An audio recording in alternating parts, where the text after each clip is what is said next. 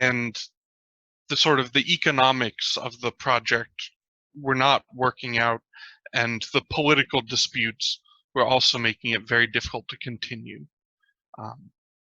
It was too difficult at this point to sort of carry on a reform project directly through the industrial centers in the cities. And so this impulse in the bureaucracy turned instead toward agriculture and rural China.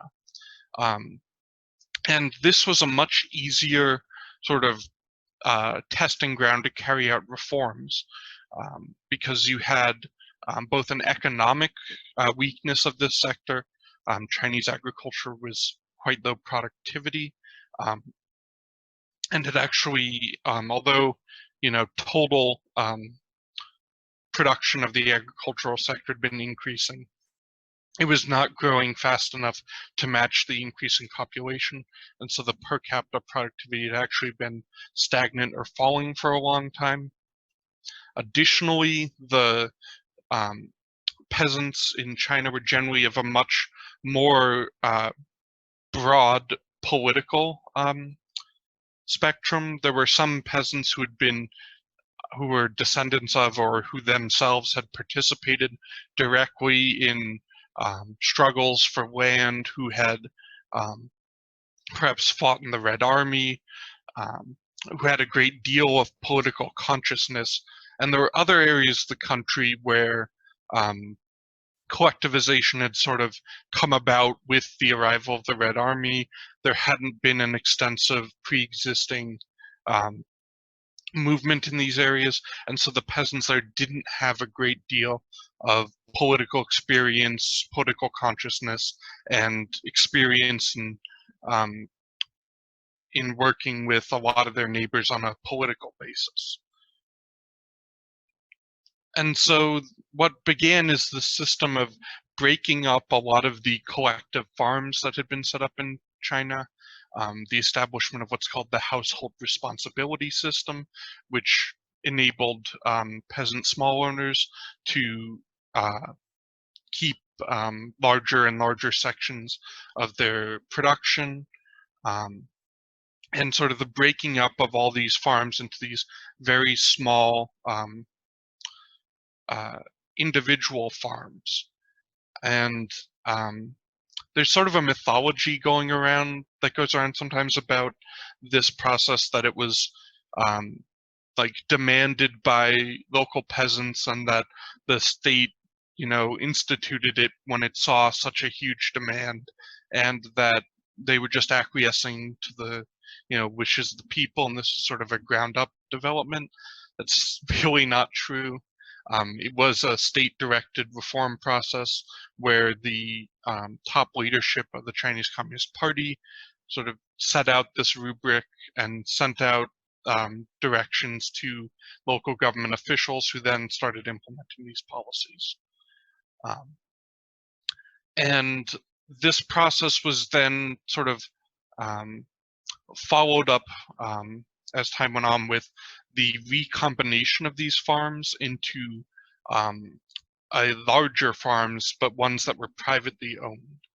So you sort of have this process of the size of the farms going from large to small to large, but the direction of ownership progresses from collective farms to individual holdings to large private farms. This coincided as well with the breaking of what's called the Iron Rice Bowl,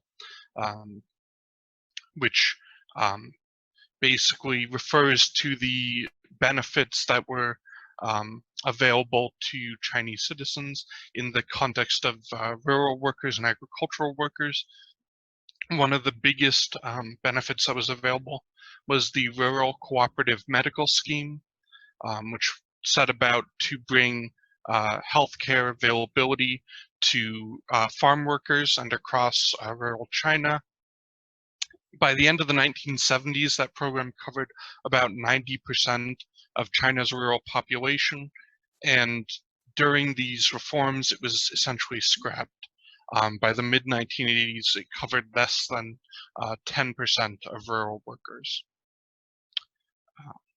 And what these reforms really accomplished, in addition to the breaking down and privatization of agriculture itself, it also broke a lot of political linkages between workers and peasants in many areas of China, and it, most importantly, it created a very large population of rural workers who were no longer needed on the new farm structure, and who were encouraged to move toward the cities and to participate in industrial work. And so it created this very large population of rural labor that could be available to more cheaply provide industrial labor.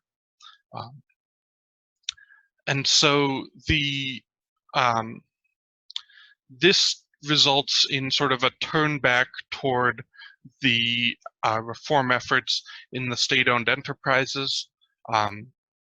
This really begins in 1984, and whereas the previous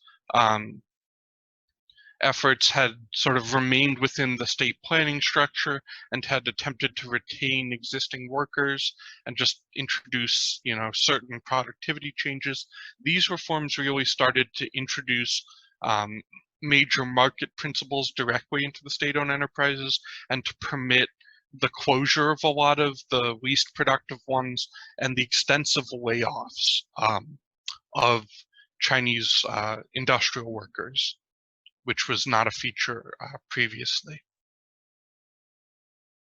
This sort of takes us into this sort of reform period goes on from around 1984 to 1992. And you see a couple of important happenings along the way. In 1990 and 1991, you see the first stock exchanges opened, first in Shenzhen and then in Shanghai. And you see sort of, this is the first major wave of successful market reform and privatization within the state-owned enterprises. From 1993 to 1995, the pace of these reforms really slowed down for quite a bit, and it reaches a bit of an impasse, and the bureaucracy sort of is forced to come up with, well, we've gone this far, what are we doing next? And so 1995 comes about, and the decision is made to allow for a mass-scale reform and privatization campaign across the state-owned enterprises, whereas before it was specifically selected ones that underwent this sort of privatization or reform process. Now it was a select group would be exempted, and everything else is open for sale, privatization, reform. And so what this starts to lead to is a major increase in unemployment as all these firms are cut down in staff and sold off and allowed to go functionally into bankruptcy. And what does the state do to absorb this mass of unemployed workers?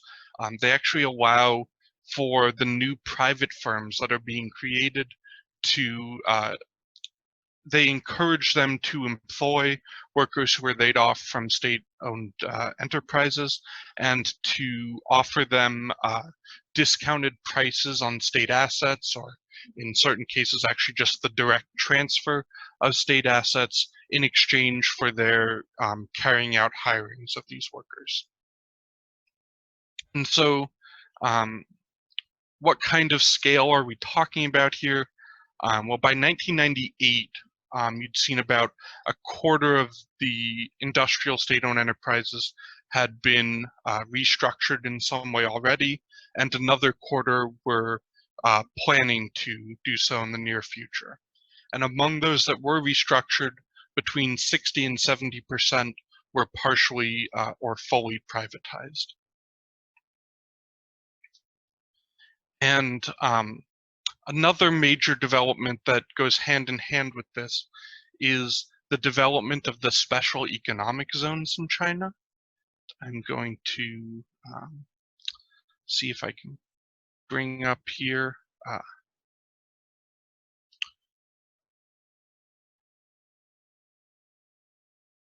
So,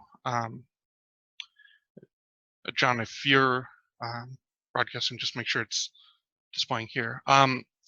The special economic zones in China were initially set up. You had 4 of them around the southern coast here that were set up around 1980 as part of that initial project. And then it starts to expand up the coastline. Those were done in 1984.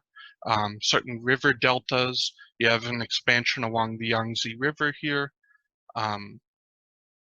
That's in 92, and then up to a bunch of border cities in the interior. You also had a lot of capital cities in the interior that aren't listed on this map that were set up. And so what did these special economic zones do? They were sort of conceived of as like islands of capitalism within China that would allow for the raising of productivity. There were a lot of different motivations within the bureaucracy. Some people legitimately saw this as a means to build socialism.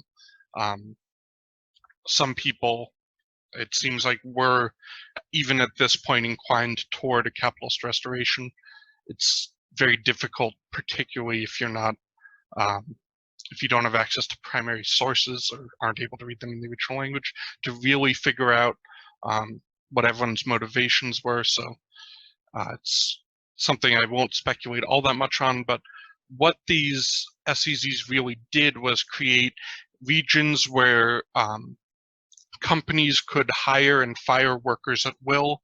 There were restrictions on firing workers that gradually got reduced over time, but these special economic zones sort of from the start wiped all those away. It incorporated legal protection of property rights, and as I'll get into, that's something that didn't happen formally across all of China until later. It created tax incentives, areas of very low corporate tax, and introduction of market regions that had a lot less state regulation to them. And they permitted a lot of introduction of foreign capital to China, as well as for the newly created Chinese domestic firms to utilize them.